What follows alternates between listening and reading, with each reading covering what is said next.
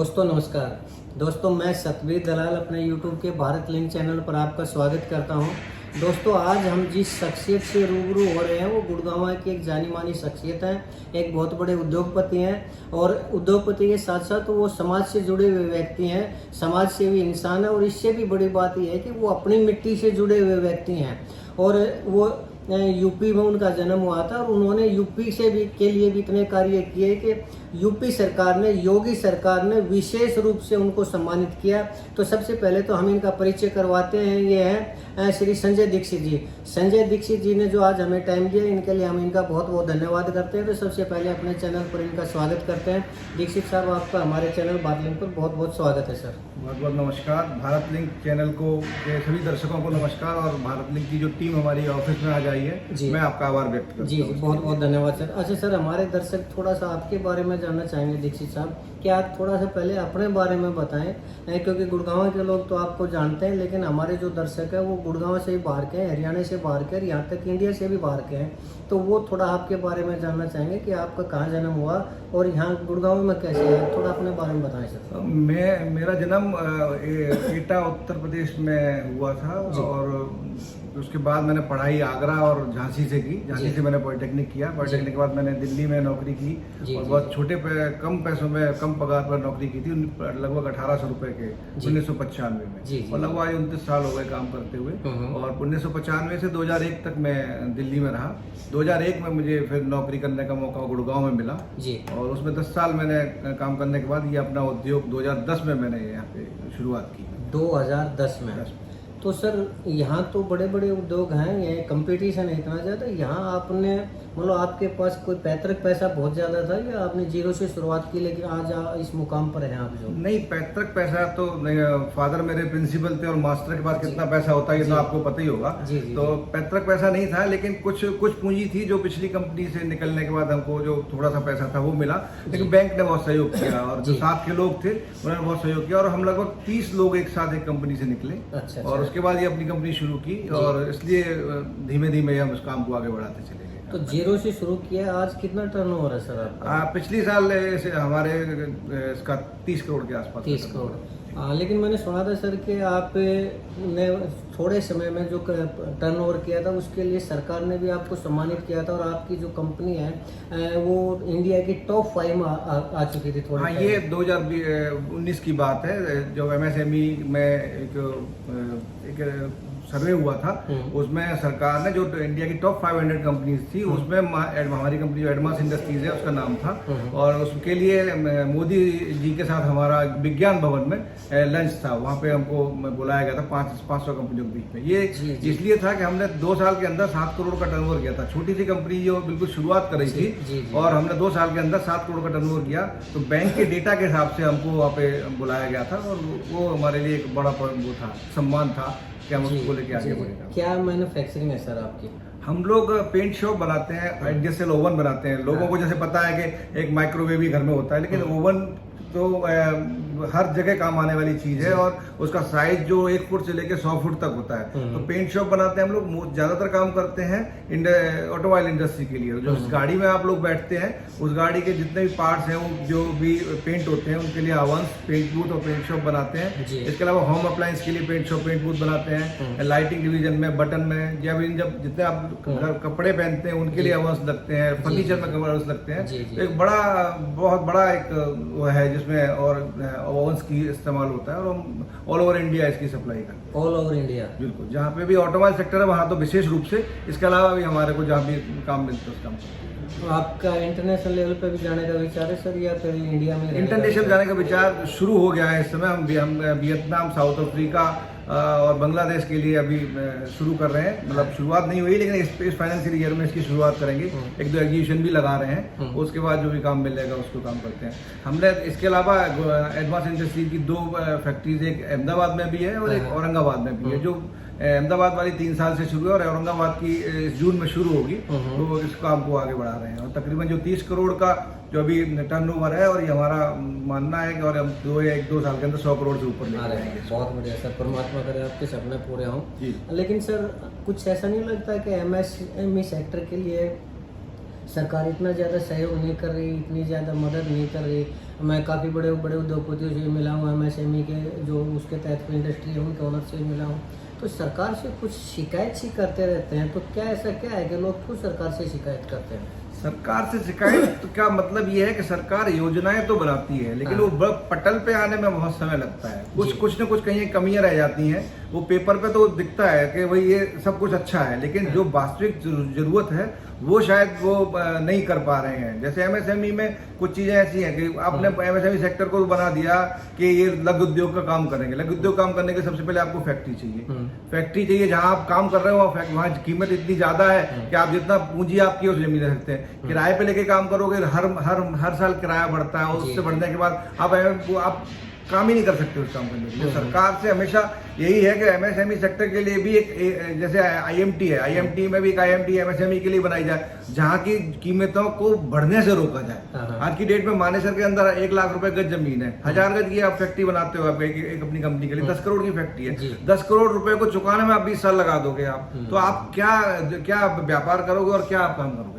तो ये एक बड़ा गैप है कि MSME में बहुत चीजें पेपरों पे तो हैं, लेकिन वास्तविकता में चाहिए वो हमको जरूरत है। जी सर, चाइना मैन्युफैक्चरिंग हब है। हालांकि मोदी सरकार ने भी मेक इन इंडिया प्रोग्राम शुरू किया है, लेकिन हमें उतनी ज़्यादा कामयाबी नहीं मिल पा रही। तो क्या इसकी यही वजह है कि ज़मीनें महंगी हैं, यहाँ पर सरकार से सहयोग नहीं मिल रहा है? तो सरकार को क्या करना चाहिए कि चाइना की तरह हमारा देश भी एक मैन्युफैक्चरिंग हब बने? देखो, मेक इन इंडिया की हम बात करते हैं, लेकिन हम मेक इन इंडिया है नहीं। हम असेंबल इंडिया है। अच्छा। हम आज भी 70% बाहर की चीजों पे डिपेंड करते हैं। हमारा चाइना से बहुत सामान लेके आते हैं, हम इनको असेंबल करके उसको मेक इन इंडिया जरूर बोल देते हैं। तो सरकार ने काफी योजना शुरू कर रहे हैं। जो 2045 का मैप है, जो मैंने देखा, जो मैंने सुना है, उसमें बहुत कुछ ऐसी योजनाएं हैं कि हम मैन्युफैक्चरिंग इंडिया में करें, क्योंकि कुछ चीजें ऐसी होती है जो हम यहाँ बनाते हैं उसकी कीमत उतनी नहीं होती है जो चाइना से लाने में हमको सस्ती पड़ती है। तो कोई भी उद्योगपति या कोई भी लोग ये तो नहीं चाहेगा कि उसको कोई चीज मान लो 5 रुपए की मिल रही है तो 7 रुपए की करके और आपको 5 रुपए में बेच दे। तो इसके लिए छोटे छोटे उद्योगों को बढ़ावा देने की बहुत जरूरत है। तो जो 2045 का रोड मैप है, या इसमें हम उत्तर प्रदेश की बात करते हैं मान लो, तो उत्तर प्रदेश में योगी आदित्यनाथ की बहुत चीजें ऐसी हैं जो अच्छी दिख रही है। जैसे उन्होंने डिफेंस कॉरिडोर का पूरा उन्होंने कानपुर से लेके वो जो एक्सप्रेस वे बनाया, बुंदेलखंड एक्सप्रेस वे, उस पर दे रहे हैं। इसके अलावा अलीगढ़, जेवर, बुलंदशहर में छोटी छोटी कंपनी को बढ़ावा दे रहे हैं। वहां कोई ऑटोमोबाइल हब नहीं आ रहा। वो ये चाह रहे हैं कि चाइना के अंदर जो छोटे छोटे जो आइटम बनते हैं, जो खिलौने बनते हैं, उनकी कंपनी वहां पे लोग लगाएं। वो वहां से मेक इन इंडिया निकलेगा। जो 20 रुपए का खिलौना है, हम जब बनाते हैं तो वो 150 रुपए का पड़ता है, और चाइना से आता है तो 18 रुपए का आता है और 25 रुपए का बेचते हैं, और कंटेनर में भर के आता है। तो वो जो डिफरेंस है ना, सरकार को वो चाहिए कि डिमांड क्या है और हो क्या रहा है, उसका जो गैप है ना, उसको पाटना पड़ेगा। सर, आप लोगों की यूनियन भी तो होती होगी, क्या वो सरकार के सामने इस तरह की डिमांड नहीं रखते? यूनियन जैसी चीजें तो आपको पता है अब इस सरकार में या जैसे भी है वो सब तो दिखावा वो रह गया है, नौकरी सी हो गई यूनियन की भी। जब बीजेपी के लोगों के लिए या सबके लिए एक तरह से वो एक तरीका है, उनको काम करने का तरीका ही बदल गया है। यूनियन हम लोग अपने विचार या अपनी मांग हम सरकार तक देते हैं, कुछ चीजें पूरी भी करते हैं, लेकिन बात वही है कि जो गैप है ना उस तक कोई पहुंचता नहीं है। तब तक कुछ न कुछ ऐसा हो जाता है, कुछ नया हो जाता है कि वो चीजें नहीं आती है। तो हमेशा हम सरकार से हर बार जब भी मौका मिलता है डिमांड करते हैं, मुख्यमंत्री के साथ जैसे हमारे एसोसिएशन अध्यक्ष वगैरह जाते हैं तो वो डिमांड तो करते हैं, लेकिन वो आती नहीं है। बहुत चीजें ऐसी हैं, जैसे अभी शुरू किया कि डीजल के जनरेटर बंद कर देंगे, तो गैस की लाइन से लेके उनकी कीमत से लेके सब पे कर रखना पड़ेगा ना। जो जनरेटर वैसे बेकार हो गए। अब उद्योग में लाइट की पूरी सुविधा है नहीं आपकी, या तो आप लाइट पूरी दो तब भी आप डीजल को बंद कर सकते हो। तो बहुत चीजें भी काम करने की जरूरत आवश्यकता है। जी, विशेष रूप से क्या चाहते हैं आप कि सरकार आप लोगों के लिए, MSME सेक्टर के लिए, कि ये तो सरकार को करना ही चाहिए, वो क्या है? सबसे पहले MSME सेक्टर के लिए जगह निर्धारित करनी चाहिए और जगह की कीमतों को रोकना चाहिए।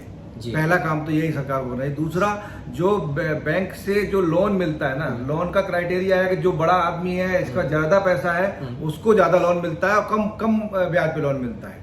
तो सरकार के रूप में भी लोगों को माफ कर देती है सरकार। तो वो बड़े लोग उद्योग, हमारे लिए आप ये कह लो कि इस सरकार में जो मिडिल क्लास के उद्योग है ना, उनके लिए कोई छूट नहीं है। अच्छा, वो कभी नहीं मिली। और वो ये सबसे ज्यादा टैक्स पे ही हम हैं, सबसे ज्यादा काम करते हैं हमें। बीच का हिस्सा है तो नीचे वाले और ऊपर वालों के दोनों के बीच में पेमेंट नहीं आती है, तब भी हम फंसते हैं और नीचे वालों को देनी पड़ती है क्योंकि वो नीचे तो हमको सप्लाई नहीं मिलती है। तो जो ये बीच का हिस्सा है ना, इस पे सरकार को विशेष ध्यान देना होगा कि सबसे ज्यादा ये टैक्स पे ही हम हैं। और हम छोटे काम उद्योगों से काम करके सरकार की भारत को आगे बढ़ाने के लिए सबसे ज्यादा भागीदारी जो है ना वो एसएमई सेक्टर की आनी है। तो उसके ऊपर विशेष ध्यान सरकार को देना होगा आने वाले 5 साल के अंदर, जिससे हम वो जो मेक इन इंडिया का जो नारा है ना उसको सार्थक कर सकें। जी जी जी, बहुत बढ़िया सर। चलिए आपकी आवाज़ को हम भी सर सरकार की तरफ से कोशिश करेंगे कि ज़्यादा से ज़्यादा आपकी आवाज़ को उठाएं।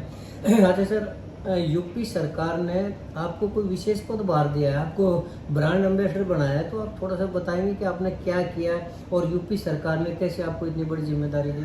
मैंने 1995 में डिप्लोमा किया था झांसी स्कूल से, और मैंने और मेरे जो ग्रुप था ना उसने कभी अपने स्कूल को छोड़ा नहीं। हम सरकारी स्कूल होने के बावजूद भी हम उसमें कार्यक्रम करते रहे। वहाँ हमने अपना एक गेस्ट हाउस बनाया, गेट बनाया, और हमेशा जो स्टूडेंट वहाँ से निकलते थे उनकी हमेशा मदद करते रहे। तो वो एक फैक्टर था कि उसको सरकार तक जब इसका नॉमिनेशन हुआ तो स्कूल ने उस चीज़ को आगे रखा। दूसरा कि टॉप 500 में हमारी कंपनी थी, वो एक था कि उसमें मोदी सरकार के मोदी जी के साथ लंच था, तो वो एक रहा कि ये एक ग्रोइंग कंपनी है। तीसरा, हमने बहुत जल्दी कम समय में काफी ज्यादा काम किया।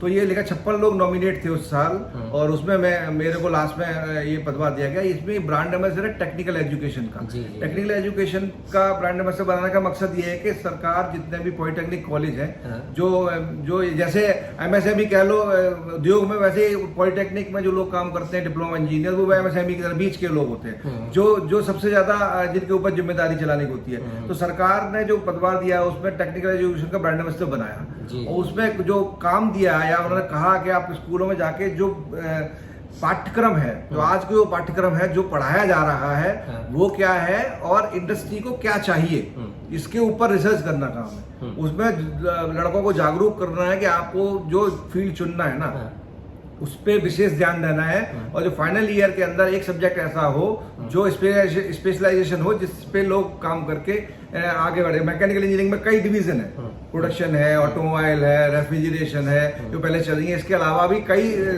डिवीजन है जो लोग जब नौकरी करने आते हैं तो पहले 1 से 1.5 साल तक वो सीखते हैं, उसके बाद वो नौकरी करना शुरू करते हैं। तो सरकार ने ये बोला कि उनको आप प्रोत्साहित करो। दूसरा, जो पॉलिटेक्निक में लोगों का जाने का क्रम कम हो गया था, वो लोग बीई और बीटेक की तरफ भाग रहे थे, उसमें लोगों को जागरूक करना है कि ये इसको डिप्लोमा करने के बाद भी भविष्य उज्जवल है और आप इसके साथ बहुत अच्छा काम कर सकते हो। चलिए सर, एक बार फिर से हम एमएसएमई की तरफ आते हैं। सर, मोदी साहब का एक नारा है कि एम्प्लॉय नहीं एम्प्लॉयर बनिए। तो सर, जब इतनी प्रॉब्लम है एमएसएमई सेक्टर के लिए, फैक्ट्रियों के लिए इतना कुछ है नहीं, तो कैसे लोग एम्प्लॉयर बनेंगे, अपनी फैक्ट्री कैसे लगाएंगे?